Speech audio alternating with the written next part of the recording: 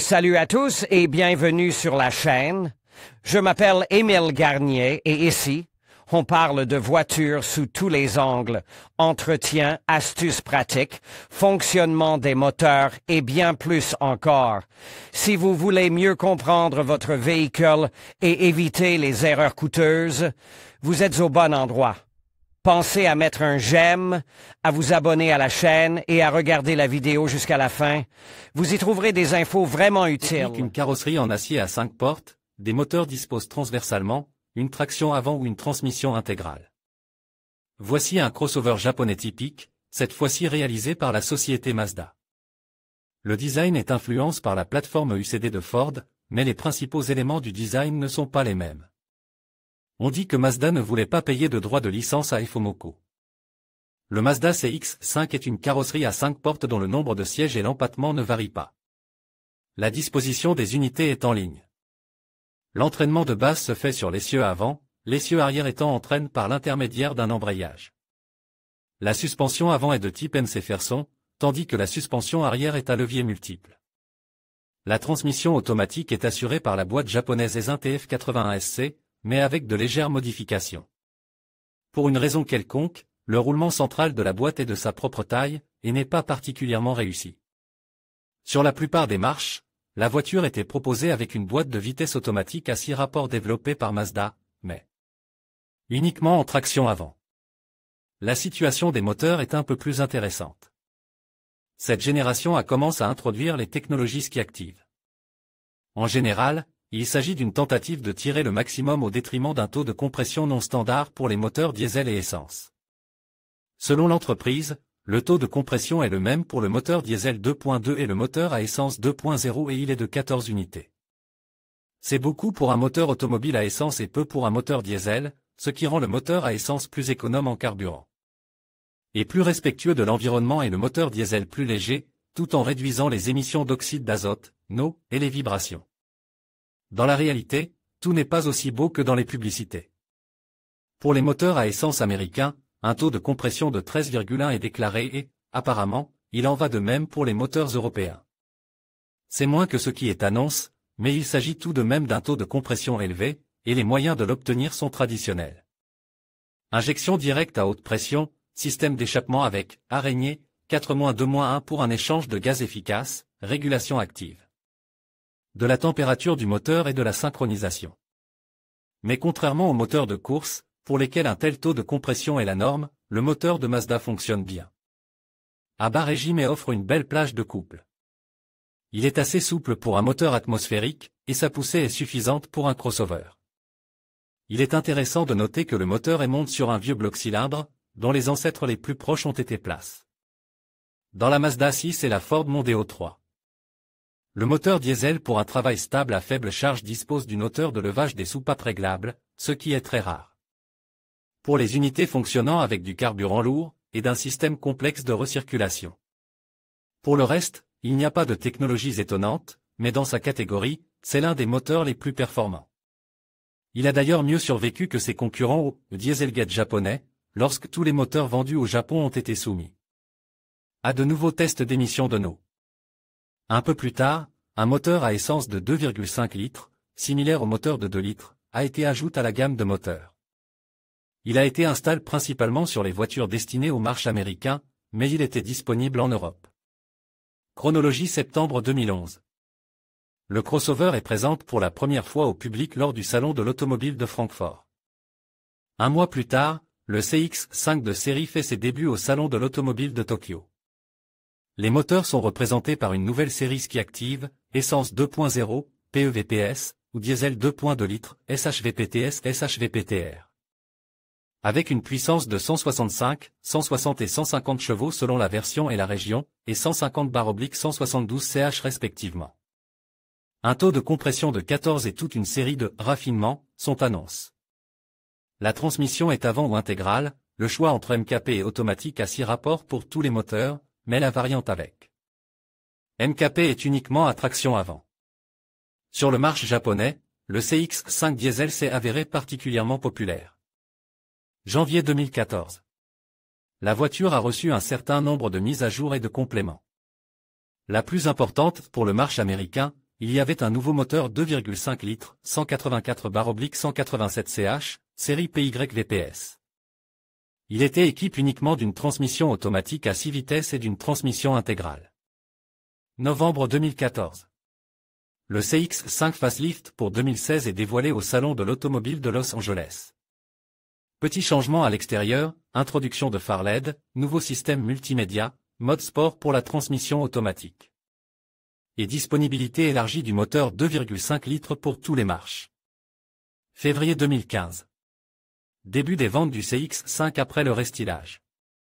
Selon le numéro d'identification du véhicule, VIN, aux États-Unis, il s'agit de l'année modèle 2016, ce qui peut prêter à confusion. De nouveaux équipements sont disponibles pour le marché européen. Février 2017. La production de la première génération est annulée. Carrosserie. Panneaux extérieurs. L'inspection visuelle du CX-5 montre souvent qu'il n'y a pratiquement pas de points de corrosion. Le lieu le plus probable de leur apparition est le toit, et plus particulièrement son bord au-dessus du pare-brise. On constate à plusieurs reprises que le métal n'y est pas galvanisé et que de petits éclats se propagent rapidement et sur une grande surface grâce à la corrosion sous film. Mais les portes, le capot et les ailes ne rouillent pas et donc, bien que les éclats soient en place, la peinture est très fine. Facilement pénétrée par des cailloux jusqu'au métal. C'est pourquoi de nombreux exemplaires sont recouverts de céramique ou drap d'un film. Sur les CX-5 ayant beaucoup roulé sur autoroute, les éclats sur le capot et le bord avant du toit sont toujours présents et en grande quantité. Ce n'est pas seulement l'épaisseur de la peinture qui est en cause, mais aussi l'aérodynamisme. En revanche, les portes et les arches arrière souffrent. Sur le CX-5 qui roule en ville, les portes ont des bords ébréchés et sont frottées près des poignées de porte. Et le bord inférieur de la porte arrière souffre beaucoup, il n'y a rien à faire. C'est dommage, ils n'ont pas utilisé assez de film à l'usine. Les bas de caisse et les arches en plastique recouvrent très bien les panneaux métalliques, mais essayez de les plier pour évaluer. L'état du métal est une perte de temps inutile, au contraire, la corrosion ressortira au niveau des joints avec les pare-chocs, il y a plus de risque d'endommager la peinture. Il convient également d'inspecter toutes les portes lorsqu'elles sont ouvertes. La porte arrière présente souvent des piqûres sur le joint intérieur, l'intérieur est humide et les joints ne sont pas correctement étanches. Les portes latérales sont aussi parfois rouillées en dessous et des débris humides peuvent se trouver à l'intérieur. Les drains sont également mal faits. Mais dans l'ensemble, la situation n'est pas aussi grave que dans les voitures de cette marque âgées de 20 ans. Il n'y a généralement pas de points chauds évidents, ni d'endroit où la peinture est endommagée par défaut, à l'exception des bords du toit et du capot mentionne ci-dessus. Il convient également de prêter attention au montant des rétroviseurs latéraux, le support en aluminium s'y corrode et endommage. La peinture des portières, quoique très rarement. La peinture essuyée sur le joint de la porte arrière n'est qu'un défaut et a été réparée sous garantie. Les traces de peinture de l'ouverture intérieure de la porte arrière n'ont donc peut-être rien à voir avec l'accident. Le joint de la porte latérale arrière frotte également la peinture de l'ouverture, mais ne l'endommage généralement pas jusqu'au métal. Uniquement sur les exemplaires ayant un kilométrage très élevé. Par ailleurs, de nombreux propriétaires disposent de patins sur les supports de serrure pour réduire le bruit à la fermeture, ils limitent un peu le parcours d'une porte et ne permettent pas de frotter la peinture. Traditionnellement pour les Mazda les ouvertures intérieures sont peintes sans vernis, très fine couche mate, donc attention aux dégâts de peinture au bas des ouvertures de porte et surtout sous les tampons et les joints. Le dessous l'inspection du dessous de la voiture altérait légèrement l'impression d'ensemble. Si la voiture roule à Moscou ou à Saint-Pétersbourg, il est presque certain qu'elle présente une corrosion superficielle importante. Même les voitures des dernières années présentent déjà de la rouille au moins sur les longerons intérieurs et de nombreux supports. Sur la suspension arrière et près des passages de roues, dans la zone de fixation des bras longitudinaux arrière. Cela dit, les bas de caisse ne sont pas mal recouverts et sont recouverts d'anticorps sous le plastique. Le longeron extérieur de la carrosserie a également été traité à l'anticorps, il ne présente pas de corrosion visible à l'intérieur de la cavité. Merci également pour les bordels recouverts de plastique et les raccords réussis pour leur fixation. Dans les régions chaudes, il peut y avoir une corrosion minime du dessous, mais nous avons rarement de telles voitures. Mais la rouille de surface n'est pas un jugement, le métal est suffisamment épais. Il n'y a pratiquement pas d'endroit où la corrosion est lâche, et il faut se méfier des revêtements de bitume appliqués directement sur la rouille. Ce type d'anticorrosion accélérer la destruction du métal. En général, un traitement régulier avec des composés pénétrants est fortement recommandé pour une opération longue et heureuse, surtout si le processus a déjà commencé. Un nettoyage en profondeur du fond et l'application d'une couche d'après sont des travaux trop longs et trop coûteux, qui ne laisseront personne indifférent. Enfin, il ne faut pas oublier l'anticorps des cavités internes des seuils et des portes. Comme le montre l'endoscope, sur cette génération, un peu d'anticorps a été versé dans les cavités intérieures et tout est bien apprêté. Mais Mazda n'atteint toujours pas la qualité des voitures européennes. Dans le compartiment moteur, les coupelles de suspension et toutes les coutures sont généralement en parfait état, si la voiture n'a pas été heurtée, la niche du surmoteur est également propre, les planchers à l'intérieur sont secs, et il n'y a que dans le coffre qu'il faut faire attention aux coutures latérales et à la couture du panneau arrière, qui peut être humide. L'ouverture de la porte arrière n'est pas parfaitement étanche, lors du lavage de la voiture, ou même en cas de pluie prolongée. De l'eau s'est coulée le long de la paroi intérieure. À l'intérieur des arches, sous les coffres, la corrosion est généralement localisée au niveau des goujons de fixation. Surtout dans les arches arrière, où le casier est feutré et absorbe l'humidité. Mais il est suffisamment dense, la saleté derrière les tuyaux d'injection n'est pas collectée, et dans l'ensemble tout est résolu. Avec succès, il n'y a pas de poche de boue, tout est bien peint. On peut s'attendre à ce que même les premières voitures de série ne dérangent pas leurs propriétaires au sujet des éléments internes de la carrosserie pendant encore 5 ans. Équipement de la carrosserie. Les pare-brises constituent le principal problème pour les propriétaires. Ils sont grands, chers et très fragiles. L'aérodynamisme joue clairement un rôle, car les pierres volent dans le verre avec une fréquence enviable.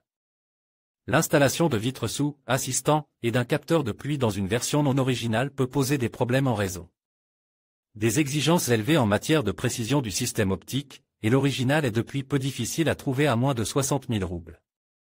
Les petits problèmes liés aux LED DHO, à la décoration chromée, à la corrosion des supports de rétroviseur, au butoir de porte et à l'écaillage de la peinture sur les pare-chocs ne dérangent pas beaucoup les propriétaires, mais ils sont fréquents et prévisibles.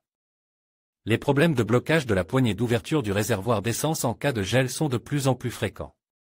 Le problème se situe au niveau du câble, qui s'imbibe d'eau et gelée. Si vous ne tenez pas compte du gel, le câble risque de se rompre en raison de la corrosion. D'ailleurs, son support est fait d'un acier spécial, ultra rouille. Sur les photos du processus d'insonorisation de l'intérieur, où tout est beau et propre, il ressort comme une vieille Mazda 6 parmi les voitures neuves, avec une tache de rouille. L'intensité de la main-d'œuvre pour l'entretien des mécanismes de porte a légèrement augmenté. Les Japonais ont adopté le savoir-faire européen. Les mécanismes des portes sont montés sur un bouclier en plastique, un peu comme dans une Volkswagen. D'une manière générale, Mazda cédait à la pression de la direction de Ford, en rendant tous les éléments plus volumineux. Intérieur. Cette génération de Mazda a considérablement amélioré l'intérieur, mais il est encore loin du niveau de la deuxième génération de CX-5, il ne s'étend pas jusqu'au véritable premium européen. Ni par le design, ni par la qualité des performances, ni par le niveau d'insonorisation. L'intérieur de la voiture est élégant et agréable en général, beaucoup de plastique souple, la qualité du cuir n'est pas mauvaise. Il est dommage que, sous l'effet de la chaleur, la face avant s'affaisse sous le pare-brise, et que le couvercle brillant, sous la peau, perde son aspect à cause des rayures. En même temps, la qualité de toutes les commandes, boutons, leviers et molettes est bonne. La voiture ayant parcouru moins de 400 000 km ne présente aucune trace d'usure évidente, à l'exception d'un volant absolument brillant, de petites rayures sur le plastique autour des boutons de commande du système multimédia et de navigation sur le tunnel central, et de la poignée de la boîte de vitesses automatique frottée à des trous. Il y a 2 reproches à faire au système de climatisation, il est bruyant et ne comprend pas toujours, en mode automatique, où est comment il est nécessaire de souffler à ce moment-là. Si vous n'aimez pas cela, vous devrez parfois corriger le travail manuellement. Le compresseur, les registres et les capteurs du climatiseur sont très fiables. Seul le condenseur peut être sérieusement défaillant, ses nids d'abeilles dans la partie inférieure s'effilochent et, avec le temps, il peut devenir une source de fuite de réfrigérant. Enfin, il y a derrière lui une couche de saleté, ce qui est également désagréable. Sinon, il s'agit d'une qualité impériale, naturelle, sans panne ni défaillance soudaine. Il en va de même pour l'électronique. Le système multimédia est fiable dans toutes les versions, si la fonctionnalité n'est pas suffisante, il suffit d'installer une moissonneuse-batteuse, chinoise sous Android, spécialement conçue pour ce modèle. Mais le manque d'espace sur la rangée arrière ne peut être compensé d'aucune manière, sur le long coussin très pratique, il n'y a nulle part où poser les jambes, surtout si les personnes au-dessus de la moyenne s'assoient à l'avant. Électricité. Les plus gros problèmes sont généralement liés au système d'alarme et au vol de voiture. Il n'y a rien à faire, la protection standard est à peu près nulle, si bien que des dispositifs d'immobilisation, sur mesure, sont introduits de la manière la plus étrange qui soit. Il en résulte des pannes d'unité et même des incendies. Les petites pannes sont très importantes. Ainsi, les systèmes parktroniques, unités de commande des rétroviseurs et des lève-vitres ne sont pas très fiables, les LED des phares tombent en panne, il y a des fuites de courant dues à des défaillances logicielles, et il arrive que le câblage des ondulations se brise. La mise à jour des blocs à l'aide d'un logiciel Forcecan pirate devient un divertissement courant pour les propriétaires, c'est ainsi qu'ils modifient le codage de l'unité de commande de l'embrayage des 4 roues motrices, etc. Cependant, les conséquences sont parfois des défaillances du module de contrôle du moteur, PCM, et parfois ils parviennent à tuer le module de contrôle de la transmission automatique, TCM. Malheureusement, les méthodes ne sont pas encore très au point, mais elles ont déjà fait leur chemin. D'autre part, la disponibilité des logiciels des concessionnaires en libre accès permet de résoudre facilement de nombreux problèmes sur la voiture. Résultat intermédiaire: en y regardant de plus près, même les exemplaires les plus anciens du CX-5 surprennent par le bon état de la carrosserie, la résistance à l'usure de l'intérieur et la grande stabilité de tous les systèmes embarques. Les petits problèmes électriques ne sont rien en comparaison de ceux que rencontrent les propriétaires de certaines marques haut de gamme. Seule la qualité de l'anticorps pose question, l'isolation phonique étant franchement mauvaise. Cependant, les conducteurs expérimentés de Mazda disent que c'était encore pire avant.